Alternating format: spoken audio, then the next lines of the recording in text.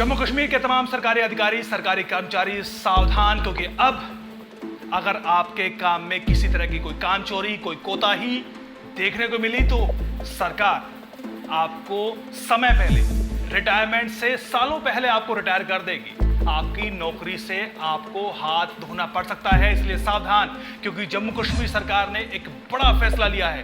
फैसला यह है कि अगर किसी भी सरकारी कर्मचारी की नौकरी को 22 साल पूरे हो चुके हैं या फिर उसकी एज 48 साल पूरी हो चुकी है, तो इस स्टेज पर उसको स्क्रीनिंग देनी होगी, उसका रिव्यू होगा, और अगर उस रिव्यू में फेल होता है, उसकी परफॉर्मेंस में वो फेल होता है, तो उसको रिटायर कर दिया जाएगा। एक बड़ा फैसला जम्मू कश्मीर सरकार का।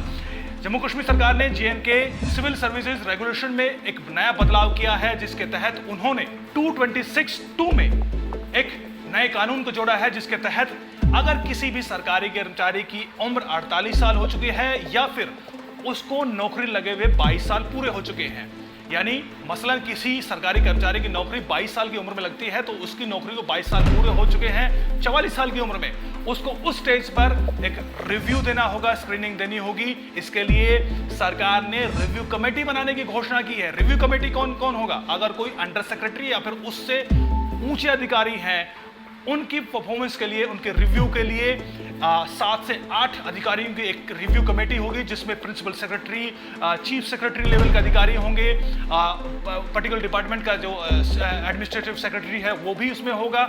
वो उन अधिकारियों का रिव्यू करेगा, यानी लेकिन उसके नीचे के जो अधिकारी हैं, नॉन गेजेटेड ऑफिसर्स हैं, उनकी भी परफॉर्मेंस देखी जाएगी। उनकी परफॉर्मेंस देखने के लिए पर्टिकुलर डिपार्टमेंट के अधिकारियों की एक कमेटी बनेगी, वो उनकी परफॉर्मेंस देखेगी। यानी 48 साल की एज में या फिर 22 साल पूरे होने के बाद उनके काम में, उनकी परफॉर्मेंस में किसी तरह की कोई कोताही देखने को मिलती है तो उनको रिटायर कर दिया जाएगा। एक बड़ा फैसला है। रिटायर कैसे किया जाएगा, उसकी रिव्यू कैसे किया जाए, इसके लिए कुछ बातें कही हैं। उनके मुताबिक अगर कोई सिविल सर्वेंट डाउटफुल है, यानी उसकी परफॉर्मेंस कहीं ना कहीं उस शक के दायरे में है, उनकी एफिशिएंसी शक के दायरे में है, तो उसका रिव्यू किया जाएगा। घोटाले के उन पर चार्जेस हैं, इस तरह का शक है, उस पर उसका रिव्यू किया जाएगा। इसके अलावा कितना इफेक्टिव है, एफिशिएंसी किस तरीके से है, क्या वो एफिशिएंट है भी कि नहीं काम करने के, इफेक्टिव है कि लिए काम करने के लिए, चाहे वो फिटनेस लेवल पे हो, मेंटल लेवल पे हो, उस पद के लिए वो लायक है भी नहीं, इसका भी रिव्यू किया जाएगा। इसके अलावा एफिशिएंसी, इफेक्टिवनेस, यानी कई बार ये होता है कि तय नियमों के मुताबिक वो उस पद पर पहुंच तो जा चुका होता है, लेकिन वो उसके लायक है भी कि नहीं, वो पद के जो काम है, उसके जो अधिकार हैं, उसकी जो ड्यूटी है, उसको, उसके लिए वो एफिशिएंट है कि नहीं, इसका रिव्यू किया जाएगा। इसके अलावा अगर कोई अधिकारी पब्लिक जो इंटरेस्ट है उसके लायक नहीं है, मसलन बहुत सारे ऐसे विभाग हो सकते हैं, अधिकारी ऐसे पद ऐसे हो सकते हैं जो किसी खास काम के लिए सृजन उनका किया गया था, लेकिन अब पब्लिक इंटरेस्ट में उनकी कोई ज़रूरत नहीं है। ऐसे में उनका रिव्यू किया जाएगा, उनसे कहा जाएगा, उनको देखा जाएगा कि पब्लिक इंटरेस्ट में इसको आगे जारी रखने के लिए ज़रूर है कि नहीं, नहीं है तो उस पद को हटा दिया जाएगा, उनको रिटायर कर दिया जाएगा।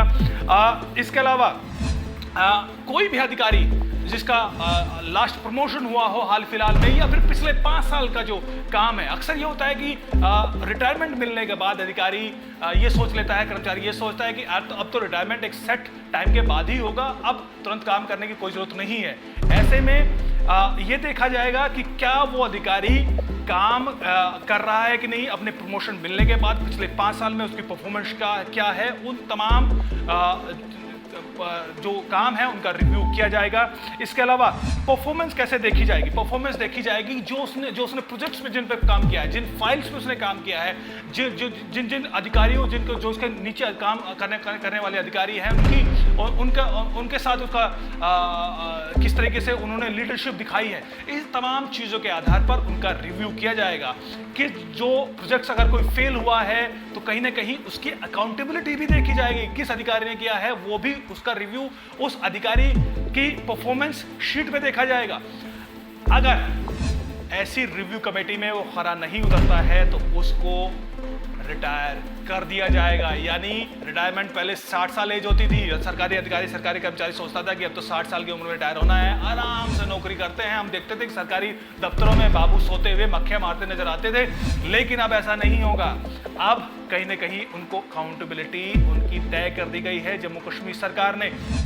यहां पर उनको रिटायरमेंट 3 महीने का नोटिस दिया जाएगा। हालांकि उनको अलाउंसेस उनकी जो सैलरी है वो पूरी दी जाएगी, लेकिन 3 महीने का नोटिस देकर उनको bye bye tata bye bye कर दिया जाएगा कि भाई आपको, यानी जब आपकी नौकरी लगी थी उस समय की जो शर्तों के आधार पर जो भी आपकी पेंशन है वो आपको पेंशन दी जाएगी, लेकिन अब आप इस पद पर नहीं रहेंगे, आपको रिटायरमेंट कर दिया जाएगा। ये कहीं ना कहीं इंस्पायर्ड है मोदी सरकार के उन फैसलों से। आपने हाल फिलहाल में देखा होगा पिछले 3-4 सालों में मोदी सरकार ने कई बड़े बड़े अधिकारियों को प्रीमेच्योर रिटायरमेंट दी है। उनकी परफॉर्मेंस देखी गई, हमने देखा कि वो कहीं ना कहीं किसी न किसी विभाग में उनको लगातार भेज दिया जाता था, उनको शंटिंग में डाल दिया जाता था, लेकिन वो पूरा भत्ता पाते थे, पद पर बने रहते थे, लेकिन मोदी सरकार ने उनको प्रीमेच्योर रिटायरमेंट दिया। इसी तरीके से जम्मू कश्मीर सरकार ने भी ये फैसला लागू किया है, अगर कोई सरकारी कर्मचारी अपने पद पर रहकर काम नहीं करता है, कोई काम चोरी करता है, तो उसको इसका रिव्यू 22 साल नौकरी पूरी होने पर या फिर अपनी 48 साल की उम्र में देना पड़ेगा। नहीं वो उस पर खरा उतरा तो उसको नौकरी से अपना पद गंवाना पड़ेगा। सावधान हो जाइए, जम्मू कश्मीर सरकार ने एक बड़ा फैसला लिया है। पिछले आर्टिकल 370, आर्टिकल 35A हटने के बाद जिस तरीके से जो जम्मू कश्मीर में बदलाव देखा जा रहा है उसमें एक बड़ा बदलाव है। अब देखना दिलचस्प होगा कि जितने भी सरकारी अधिकारी कर्मचारी जम्मू कश्मीर के हैं उनकी इस फैसले पर क्या प्रतिक्रिया देखने को मिलती है। नमस्कार।